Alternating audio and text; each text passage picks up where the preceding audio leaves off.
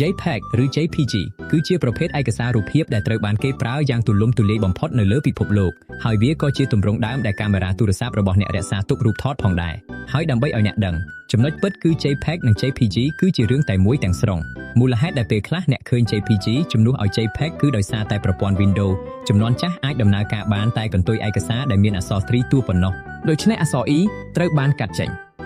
ទោះជាយ៉ាងណាកាលពីមុនពេលមាន JPEG ឯកសាររូបភាពមានទំហំធំខ្លាំងណាស់រហូតដល់ការផ្ញើឬការផ្ទុករូបថតคล้ายជាការលំបាកបំផុតជាពិសេសគឺជាមួយនឹងអង្គផ្ទុកទិន្នន័យយឺតនិងមានកម្រិតនៃកុំព្យូទ័រជំនាន់មុននោះហើយជាមូលហេតុដែល JPEG ត្រូវបានបង្កើតឡើងដោយប្រើការបង្រួមទិន្នន័យបែប lossy compression ដែលកាត់បន្ថយនិងលុបចោលទិន្នន័យរូបភាពមួយចំនួនជាអចិន្ត្រៃយ៍ភ្នែករបស់អ្នកស្ទើរតែមិនចាប់អារម្មណ៍ដឹងនោះទេគ្រាន់តែដើម្បីបង្រួមទំហំឯកសារឲ្យតូចប៉ុណ្ណោះចំណុចនេះគឺល្អខ្លាំងសម្រាប់ការផ្ទុកនិងការចែករំលែកដោយសារតែរូបភាព JPEG អាចមានទំហំតូចជាងរូបភាពដើមច្រើនដងប៉ុន្តែដោយសារតែ JPEG លុបទិន្នន័យចោលជាអចិន្ត្រៃយ៍វាមិនស័ក្តិសមសម្រាប់ការកាត់តឬការពង្រីកមើលជិតនោះឡើយពីព្រោះរូបភាពនឹងបែកគ្រាប់ pixel ឬព្រិលនៅពេលដែលអ្នកពង្រីកវាធំពេកនោះគឺដោយសារតែ JPEG គឺជារូបភាពប្រភេទ raster ហើយក្រែងលោអ្នកមិនទាន់ដឹងឯកសាររូបភាពតាមពិតមានពីរប្រភេទធំៗគឺ raster និង vector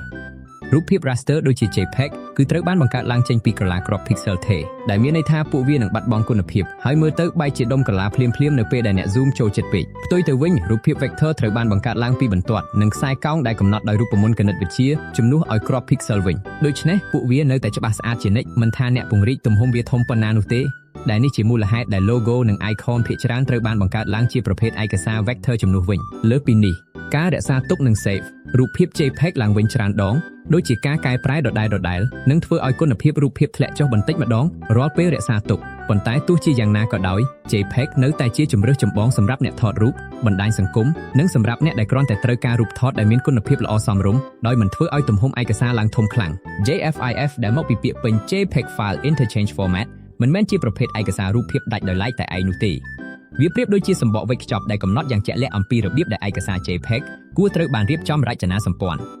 ដំណើរការរបស់វាគឺ JFIF ជួយកំណត់ព័ត៌មានលម្អិតដែល JPEG ធម្មតាមិនបានបញ្ជាក់ដូចជា resolution កម្រិតសមាមាត្ររូបភាព aspect ratio និង color space ដើម្បីឲ្យរូបភាព JPEG ដែលរក្សាទុកនៅលើកម្មវិធីមួយមើលទៅដូចគ្នាទាំងស្រុងនៅពេលបើកនៅលើឧបករណ៍ផ្សេងគ្នានេះជាហេតុផលដែលតាមលក្ខណៈបច្ចេកទេសស្ទើរតែគ្រប់ឯកសារ JPEG ទាំងអស់ដែលអ្នកធ្លាប់បើកគឺតាមពិតទៅជាឯកសារ JFIF នៅខាងក្នុងអ្នកប្រហែលជាធ្លាប់កត់សម្គាល់ឃើញចំណុចនេះប្រសិនបើអ្នកធ្លាប់ right click ហើយ save រូបភាពចេញពីកម្មវិធី Chrome ពីព្រោះពេលខ្លះវា save ចេញមកជា JFIF ជំនួសឲ្យ JPEG ដោយសារតែ Chrome កំពុងដាក់ឈ្មោះឯកសារទៅតាមអ្វីដែលមាននៅខាងក្នុងវាជាក់ស្ដែងប៉ុន្តែទោះបីជាវាប្រើវិធីបង្រួមទិន្នន័យដូចគ្នាទាំងស្រុងក៏ដោយ JFIF អាចបង្កជាបញ្ហាភាពត្រូវគ្នាតូចតាចមួយចំនួនដោយសារតែកន្លែង upload មួយចំនួនឬកម្មវិធីចាស់ៗស្គាល់តែកន្ទុយឯកសារ JPG ឬ JPEG ហើយបដិសេធមិនទទួលឯកសារ JFIF នោះទេបើទោះបីជាទិន្នន័យខាងក្នុងដូចគ្នាទាំងស្រុងក៏ដោយដូច្នេះប្រសិនបើមានបញ្ហានោះកើតឡើងអ្នកគ្រាន់តែ air name បដូរកន្ទុយឈ្មោះឯកសារទៅជាការស្រេច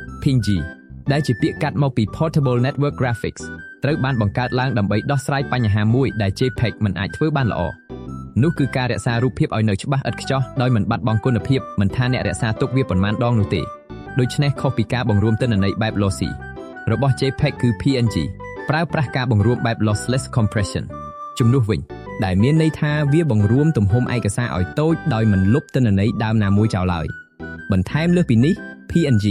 ក៏គាំទ្រផ្ទៃថ្លា transparency ផងដែរដែលអនុញ្ញាតឲ្យអ្នកធ្វើឲ្យផ្នែកណាមួយនៃរូបភាពមើលមិនឃើញនេះជាមូលហេតុដែល logo icon និងការរចនាបែប layer ស្ទើរតែទាំងអស់ត្រូវបាន save ជា PNG ប៉ុន្តែដោយសារតែ PNG មិនលុបទិន្នន័យណាមួយចោលទំហំឯកសាររបស់វាគឺធំជាង JPEG នៃរូបភាពដូចគ្នាជាពិសេសសម្រាប់រូបថតដែលមានព័ត៌មានលម្អិតនិងបម្រែបម្រួលពណ៌ច្រើននោះហើយជាមូលហេតុដែលគេមិនសូវប្រើប្រាស់ PNG សម្រាប់ការថតរូបទូទៅទេប៉ុន្តែវានៅតែជាស្តង់ដារសម្រាប់រូប screenshot រូប graphic និងអ្វីៗដែលត្រូវការផ្ទៃខាងក្រោយថ្លា BMP ឬ bitmap គឺជាប្រភេទឯកសាររូបភាពចំណាស់ជាងគេមួយដែលនៅតែបន្តមានវត្តមានហើយវាត្រូវបានបង្កប់មកជាមួយ Windows តាំងពីជំនាន់ដំបូងនៃប្រព័ន្ធប្រតិបត្តិការនេះរបៀបដែល BMP ដំណើរការគឺវារក្សាទុកព័ត៌មានពណ៌នៃគ្រាប់ pixel នីមួយៗដោយផ្ទាល់ដោយស្ទើរតែគ្មានការបង្រួមទិន្នន័យទាល់តែសោះនេះជាមូលហេតុដែលរូបភាព BMP មើលទៅច្បាស់ឥតខ្ចោះដោយគ្មានការបាត់បង់គុណភាពប៉ុន្តែវាក៏មានន័យថាទំហំឯកសារគឺធំខ្លាំងណាស់ដែរពេលខ្លះធំជាងរូបភាពដូចគ្នាដែលរក្សាទុកជា JPEG ឬ PNG រហូតដល់ទៅច្រើនដង ដោយសារហេតុនេះ BMP មិនសូវស័ក្តិសមសម្រាប់ការចែករំលែករូបភាពតាមអ៊ីនធឺណិតឬការផ្ទុករូបថតច្រើននោះឡើយប៉ុន្តែវានៅតែត្រូវបានគេប្រើប្រាស់ម្ដងម្កាលក្នុងស្ថានភាពដែលល្បឿនដំណើរការសំខាន់ជាងទំហំឯកសារដូចជាកម្មវិធីកែច្នៃរូបភាពមួយចំនួនពីព្រោះកុំព្យូទ័រមិនចាំបាច់ចំណាយពេលពន្លាឯកសារ decompress មុនពេលវាអាចអានគ្រាប់ pixel នោះទេក្រៅពីករណីនេះមនុស្សភាគច្រើននៅសម័យបច្ចុប្បន្នស្ទើរតែគ្មានហេតុផលអ្វីដែលត្រូវប្រើ BMP ទៀតនោះឡើយ TIFF ឬ TIFF ដែលមកពីពាក្យពេញ Text Image File Format គឺជាទម្រង់ដែលត្រូវបានបង្កើតឡើងជាពិសេសសម្រាប់អ្នកជំនាញផ្នែកបោះពុម្ពការផ្សាយនិងការថតរូបដែលត្រូវការគុណភាពរូបភាពកម្រិតខ្ពស់បំផុតដូចគ្នាទៅនឹង PNG ដែរ TIFF គាំទ្រការបង្រួមបែប lossless compression ប៉ុន្តែវាពិសេសជាងនេះទៅទៀតដោយសារវាអាចគាំទ្រការផ្ទុក layer ច្រើនកម្រិតជម្រៅពណ៌ខ្ពស់និងថែមទាំងអាចផ្ទុកបានច្រើនទំព័រនៅក្នុងឯកសារតែមួយទៀតផងនេះជាហេតុផលដែល TIFF គឺជាស្តង់ដារសម្រាប់ឯកសារ scan និងរូបថតសម្រាប់រៀបចំបោះពុម្ពដោយសារតែក្រុមហ៊ុនបោះពុម្ពត្រូវការរក្សាទុកគ្រប់ព័ត៌មានលម្អិតតូចៗទាំងអស់ដោយគ្មានការបែកបាក់គុណភាពរូបភាពទាល់តែសោះប៉ុន្តែត្រូវចាំថាដោយសារតែវាផ្ទុកទិន្នន័យច្រើនបែបនេះឯកសារ TIFF អាចមានទំហំធំខ្លាំងរហូតដល់រាប់រយ megabytes សម្រាប់តែរូបភាពច្បាស់ខ្លាំងមួយសន្លឹកប៉ុណ្ណោះលើសពីនេះ TIFF ក៏មិនត្រូវបានគាំទ្របានល្អនៅលើកម្មវិធីរុករកគេហទំព័រ web browsers នោះដែរដូច្នេះអ្នកស្ទើរតែមិនដែលឃើញឯកសារ TIFF ត្រូវបានប្រើប្រាស់នៅលើ website នោះឡើយនោះហើយជាមូលហេតុដែលទោះបីជាវាជាស្តង់ដារកំពូលសម្រាប់គុណភាពបោះពុម្ពក៏ដោយមនុស្សភាគច្រើននៅតែបំផ្លាញឯកសារ TIFF របស់ពួកគេទៅជា JPEG ឬ PNG ភ្លាមនៅពេលដែលពួកគេត្រូវការចែករំលែកវាតាមអ៊ីនធឺណិតសម្រាប់បងប្អូនចង់រៀនសរសេរកូដដោយឥតគិតថ្លៃជាឯកសារ programming ភាសាខ្មែរ កុំភ្លេច Scan Channel Telegram Code Khmer Learning